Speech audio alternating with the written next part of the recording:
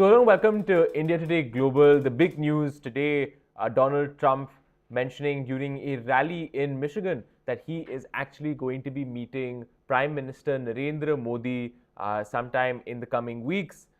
He's also talking a lot about India as a potential abuser of trade. A lot to unpack here, but just before we get into this upcoming Modi-Trump meeting that Trump has talked about, as well as what Trump said specifically about India, we have just playing for you right now what Trump said exactly during this event. He's a very big abuser. He happens to be coming to meet me next week. And Modi, he's fantastic. I mean, fantastic man. A lot of these leaders are fantastic. You have to understand one thing. They're 100%. These people are the sharpest people. They're not a little bit backward. They are at the top. You know the expression, they're at the top of their game. So there you have it, Donald Trump mentioning that he's going to be meeting Prime Minister Narendra Modi next week. And Prime Minister Modi will be in America for the meeting for a number of things. First of all, he's going to be there for the Quad Summit, which is going to happen between America, India, Japan, and Australia. He's also there for engagements related to generally with the United Nations. So it is going to be a very, very packed meeting. He's also going to be there to meet with crucial members of the Indian diaspora. So, Prime Minister Modi has been to America, of course, last year as well. He's going again. And during this visit, he's expected to now, according to the former President Donald Trump, going to be seeing Trump as well. These two leaders have an established history, have an established relationship, and we'll get into that established relationship in just a little bit. But I want to talk about mostly two things. One, Trump and Modi. What that says about what India is trying to do. Why is Modi going to be meeting Trump? Of course, just to be clear again, the Ministry of External Affairs has not officially confirmed that Modi is going to be meeting Trump, but I can tell you that everyone is asking a lot of questions of the Ministry of External Affairs after this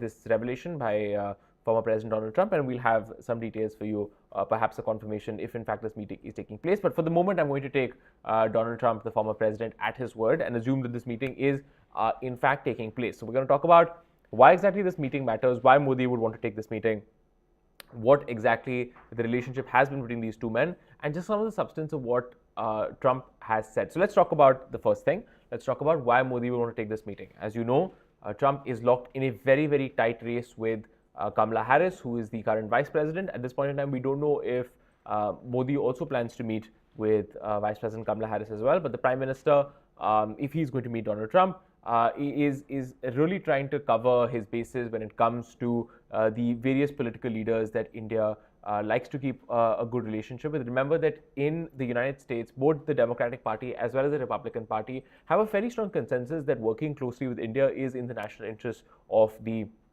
United States. As some of my American friends like to say, there are only two things in Washington that politicians really agree on these days, which is China is bad and India is good.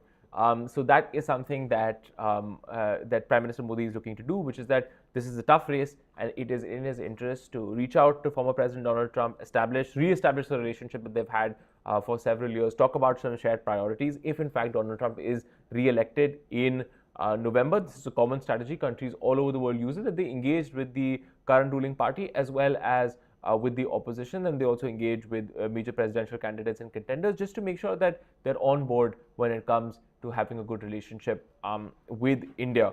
So that's what the Prime Minister is out to do. He's just feathering his nest. He's going to be meeting President Joe Biden as well for the Quad Summit, and he's of course also meeting former President Trump to make sure that India has a good relationship there. Also, you have to understand, and as there's one thing you know about Trump, and what we've read about Trump's approach to diplomacy is correct, is highly personalized. It depends on Trump's connection with leaders. So if Trump is in fact re-elected to the White House, a lot of his foreign policy will depend on his personal connections and relationships with key leaders. He can be very transactional, and therefore India is trying to invest in that relationship, that personal relationship between Modi and Trump, because that might become much more important in the coming days, perhaps more important than perhaps working institutionally, sometimes working more closely with the leader like a President Donald Trump is more in the national interest of India. So this is something that India applied last time as well when Donald Trump was in office between 2017 and 2021. And now this is a good opportunity for me, good excuse for me to segue into what I want to talk about, which is the relationship that exists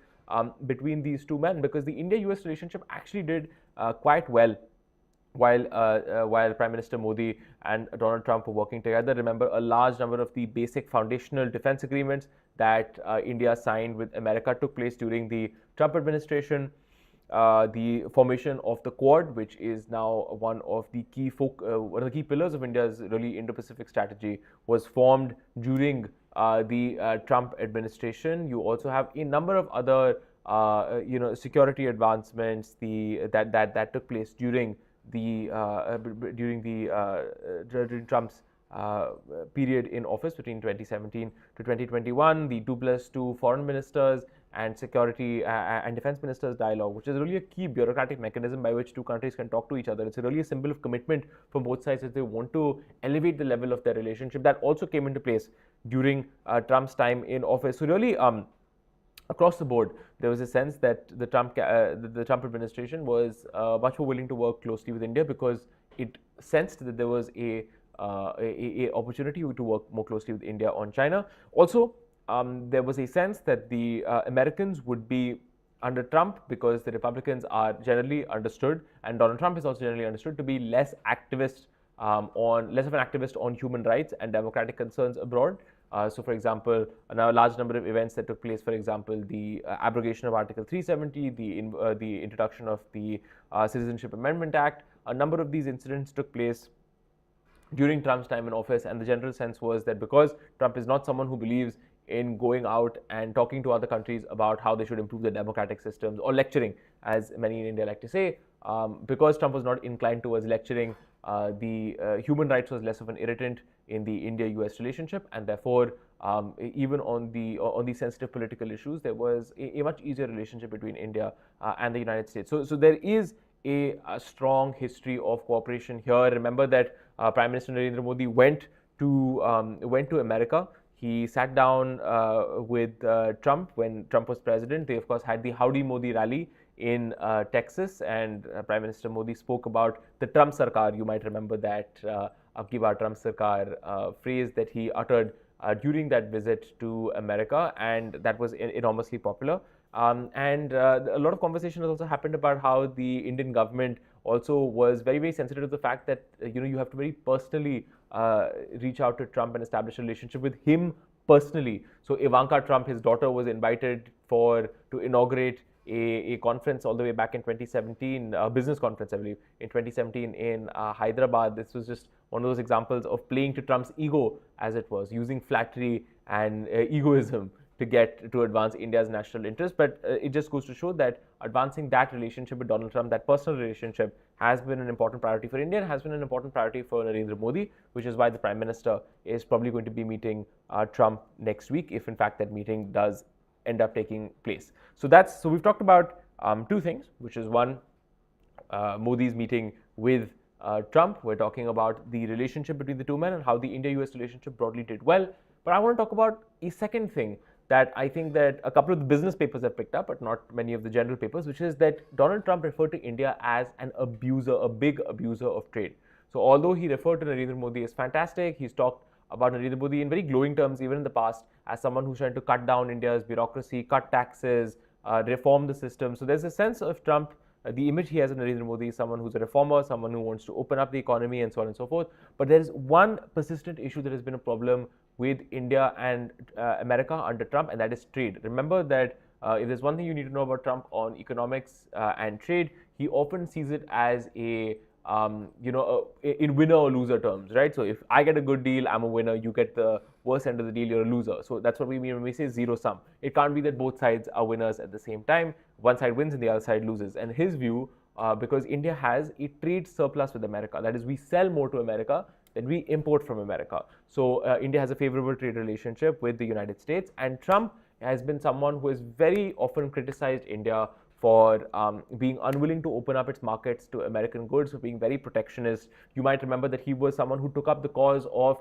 reducing tariffs on Harley-Davidson motorcycles. Harley-Davidson motorcycles, you may have seen, are very iconic American vehicles, that Trump was very offended that India had high tariffs that did not allow Harley Davidson to sell goods and services into India the way they wanted to.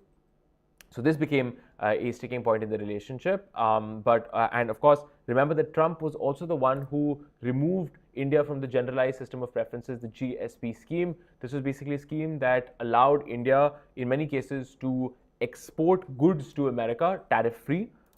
This scheme was then, this arrangement was then cancelled, and India then had to pay tariffs on a large number of its exports to the United States, worth billions of dollars. So that was something that India has tried to reverse. It has tried to restore the GSP status to India. That has not happened as yet, but it's important to note that it is Trump's view of economics and trade and the fact that some countries are taking advantage of America that has led him to take positions like this. So he has referred to India very, very tellingly as an abuser of the trade system, which is very important because you have to remember that Trump has recently called for 10 to 20% tariffs on all imports coming into the United States. He believes that countries out in the world are trying to take advantage of America's open economy, and so he wants to slap a tariff.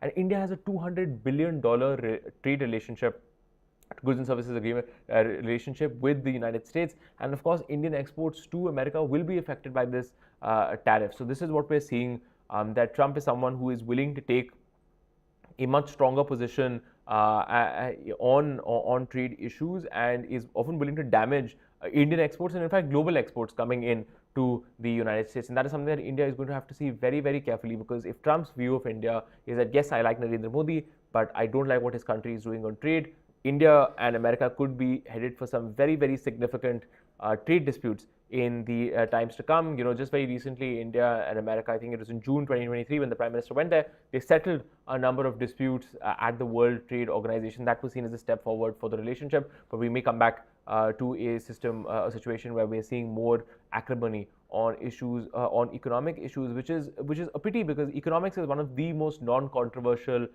issues that you see when you talk about India and America, or at least it's become non-controversial when you talk about both America skeptics as well as pro-America voices within India's strategic community and even elsewhere. Everyone agrees that, look, you got to do more on the economy, you have to bring in more technology, you have to bring in more investment. That is increasingly the view that has taken hold in India, and it's a positive development. But if you are seeing, so regardless of what happens in the strategic side of the relationship, we may disagree on Iran, we may disagree on Ukraine, we may disagree on China, but the simple fact of the matter is that economic engagement has always been one of those parts of the relationship that both sides have been willing to work on. Remember that America's whole outreach to India after the end of the Cold War was based on the fact that it wanted closer economic engagement. So if that part of the relationship comes under increasing stress and strain, that's not a good thing for the relationship, but we'll have to see exactly what happens. Of course, I may be getting a little ahead of myself.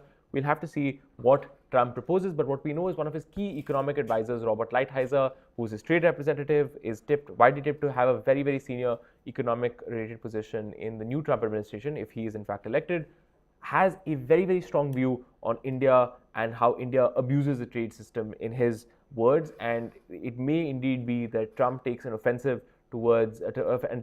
position towards India's trade restrictions and its tariffs, and asks India to make concessions that it does not want to make. So there's going to be tension on that side of the relationship. But of course, more broadly, Trump referring to Modi as fantastic. They're going to have this meeting. We're waiting on the Ministry of External Affairs to confirm, and we're also waiting to see if Prime Minister Narendra Modi will also meet Kamala Harris, the Vice President, when she goes to meet, when of course he goes to meet Trump as well.